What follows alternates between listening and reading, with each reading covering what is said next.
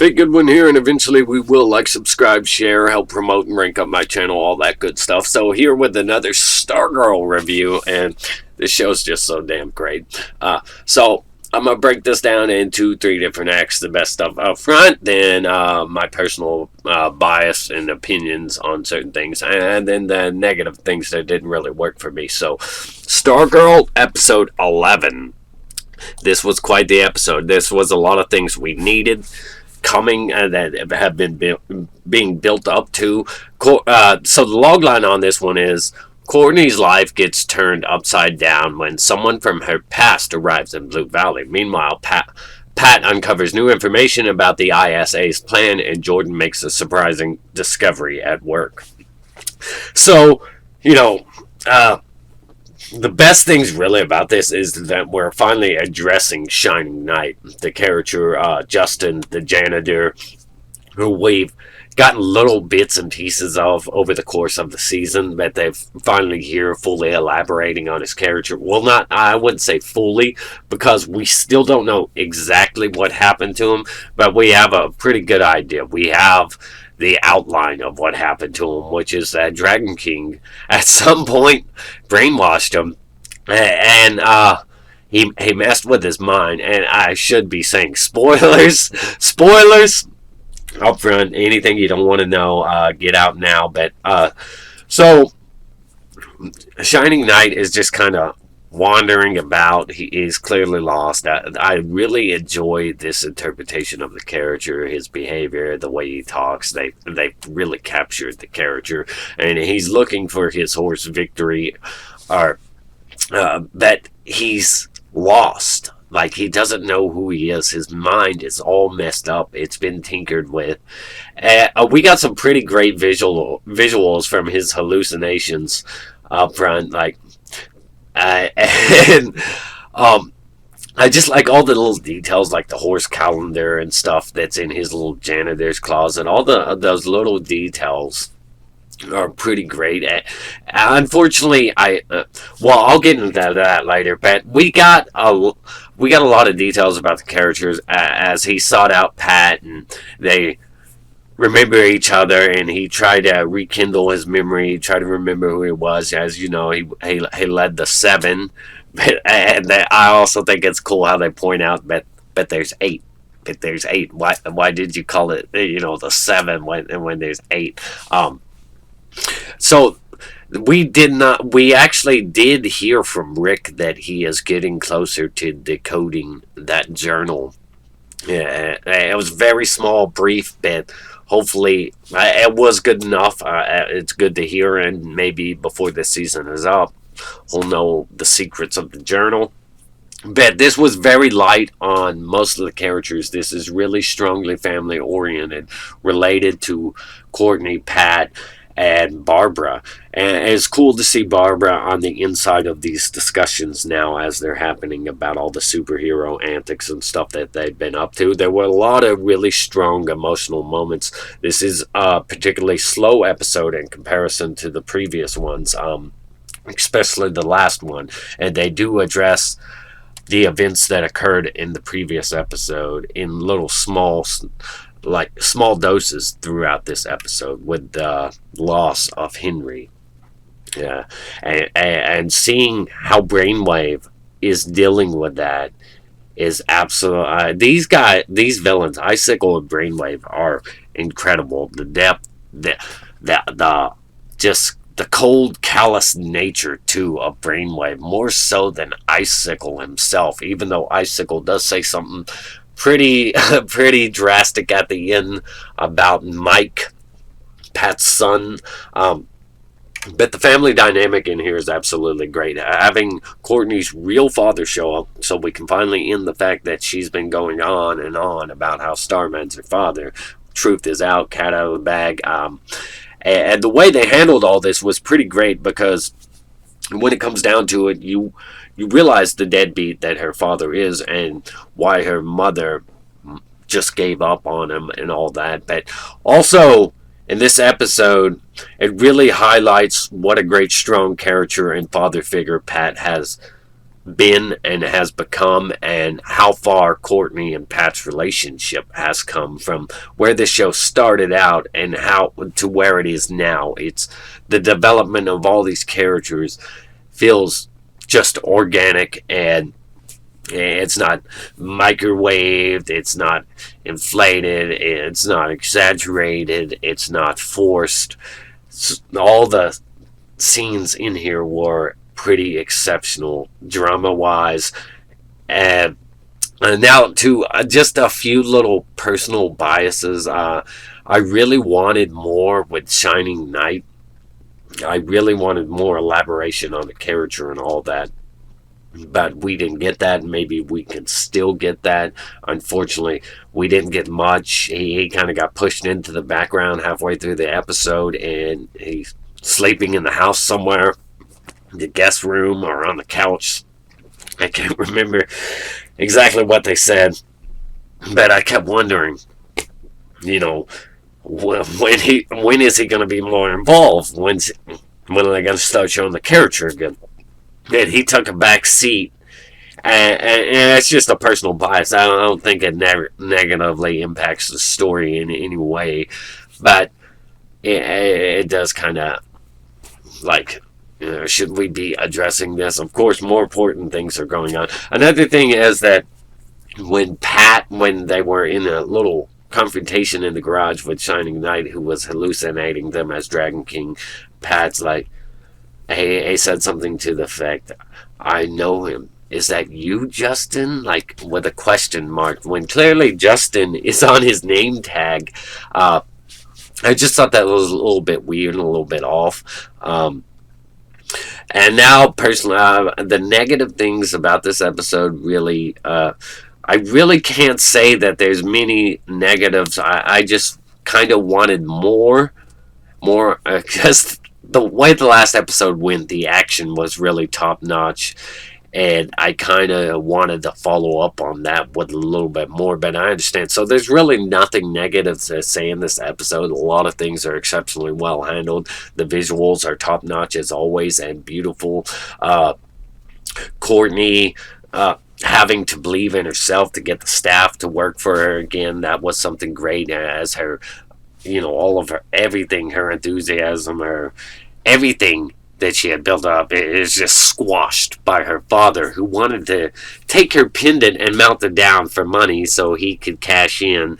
And I wasn't sure if she recognized. I thought that she was probably recognizing when he was asking about the pendant off the bat that his real intentions are to just take it and never come back, and maybe she just wanted to be done with wearing that pendant because the ties it has and who it has ties to, and she thought Starman was her father, but her father's really this deadbeat manipulative dude that doesn't give a damn, and he could have been there at any point in time but never was. And I was hoping that he would have something more elaborate than he just was wandering about, and not be, that he has no good excuse, that he was just wandering about taking jobs and stuff. And I was hoping for something a bit more less generic and more elaborate, but typical deadbeat. He is kind of a cliche character, but the way the scenes go between them felt like they were exceptionally well done. And having seeing Brainwave, mostly Brainwave, it's kind of hard to believe that Icicle is in charge, because Brainwave is such a villain, such a powerful, cold, calculated villain. It's like Icicle's got a shark on a leash, because Brainwave is much more dangerous than Icicle from my perception of things, and he's much more cold and unfeeling and uncaring. Killed his own wife and son, and I don't think Icicle would kill his own son, despite the fact that Icicle has done questionable things. I don't think Icicle is that cold. He didn't even want to hurt Barbara. He tried to tell Brainwave she's hands off. One thing I do have to point out, though, is when he was going to look at her search history, he did not shut off the computer. He did not properly close out the windows and shut off the computer. He just kind of turned off the computer and walked away from it. Now, I don't know if that's intentional or if that's a flaw in the story. I think that's intentional. If he wants her to go back to her computer, open it up, and see that he's restored her search history and he knows that what she's been looking at and she's in trouble. I don't know if he wanted that or if it's just a flaw in the story where he didn't properly close the window and delete the search history and close the window. So I don't know if that's a flaw in their storytelling or if that's character's actual motives and intentions for her to come turn on her computer and realize, damn, I'm in trouble. But a few other things in here. Pat is just really exceptional stand up. He is probably the best thing about this whole episode right here. You see what a great father is, absolutely exceptional. And one of the best moments is when he punches Courtney's father in the face, and he was like, "I don't have, I'm busy. You're lucky I'm busy." That was pretty great, and for Barbara to see what a great guy Pat is when he's comforting Courtney. These things just played well. Even Mike has this really great scene. It's kind of unfortunate for the character Mike that he doesn't know what the hell is going on and he can't really get any straight answers or anything because every time he does, everybody's in a really heated conversation and not everybody's there to explain it. And maybe everybody really needs to sit down with Mike soon and explain things because either Mike's going to go investigating on his own and figure it out by himself, or he's gonna stumble across it and be really freaked out, or maybe he'll just think it's awesome. But I think Mike has become a really likable character. He knows that Barbara's not his mom. He knows that Courtney's not his sister, but he wants that family dynamic even as much as sometimes earlier it didn't seem like he cared for it or whatever. But uh, I just think this episode did an exceptionally well job in the drama department and the family drama department. It didn't have much action, and they do move things along, such as New America. Pat has an idea that they intend to brainwash everybody on a mass scale. Icicle comes around with Brainwave, deciding that he's right because he found that Starman article, and so the team's all on board. The villains are all on board, and what Icicle doesn't know is that Brainwave's over there instigating that she come after them and all that. And he's just so cold on stage. He's like pretending to mourn his son. He can't shed a tear or anything. And he's getting in Courtney's head, telling him come after her and that it's her fault that he's dead. He has like no accountability or responsibility for what he did. He calls her the monster. And the other thing is that her team, when she's lost her enthusiasm and her interest in being Stargirl and just wants to leave, her team that she put into this life, she's not recognizing that she has to be a part of this because she did all this for them. And yes, they are not directly related to anybody, but they are legacy characters. They have taken up the mantle of these fallen characters. You don't have to be related to these previous heroes to take up the mantle and continue their fight. There were some really great conversations there, and I thought it was pretty crappy of Courtney. I know everything she's going through, that she's the one who recruited all these people and got them into this, and now she's like once again talking about abandoning them all. But it finally comes to a perfect closure. I thought if this episode ends without Courtney regaining her interest in being Stargirl and getting that staff to work for her, then this is going to be a really sucky episode. It's going to be a really sucky episode because that's not how you end an episode. That's not how you go from point A to point C or whatever you want to say. But I thought they did an incredible job. It's not as great as the last two episodes, in my opinion.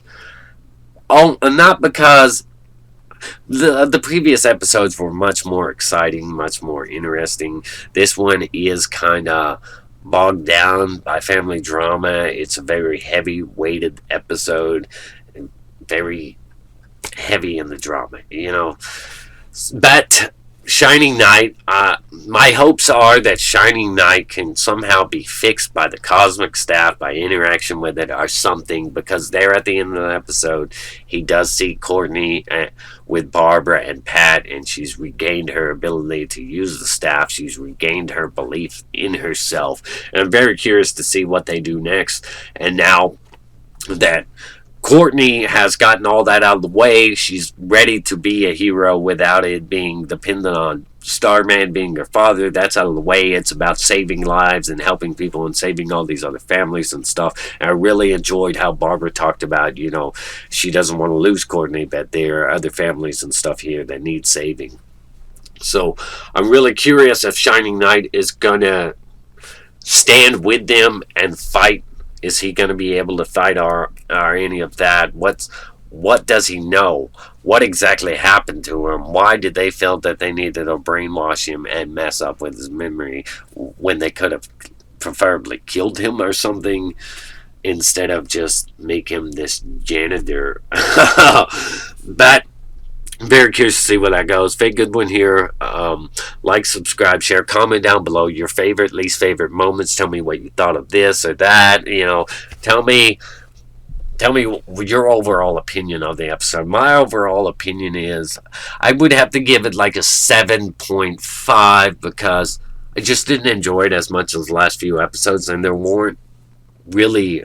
Well, I'll give it an 8. There weren't really any flaws in the story. Everything felt very organic, and the way the dynamic was together, just it all worked so well together. However, it was very heavy in the drama, which kind of weighs down the steam of things, and it feels like it almost feels like a filler episode. But none of this stuff is actually filler. It's just there's no action. There's not a lot of excitement. This is just a bunch of stuff that was going to have to be dealt with at some point, and maybe they could have done it in a more action-oriented way. But this feels realistic. This feels, in terms of the characters, the journeys they've been on, and who they are, this feels like probably one of the best ways to do this kind of story. Fake Goodwin here. Eventually we will. Like, subscribe, share. Stay awesome. Rock on.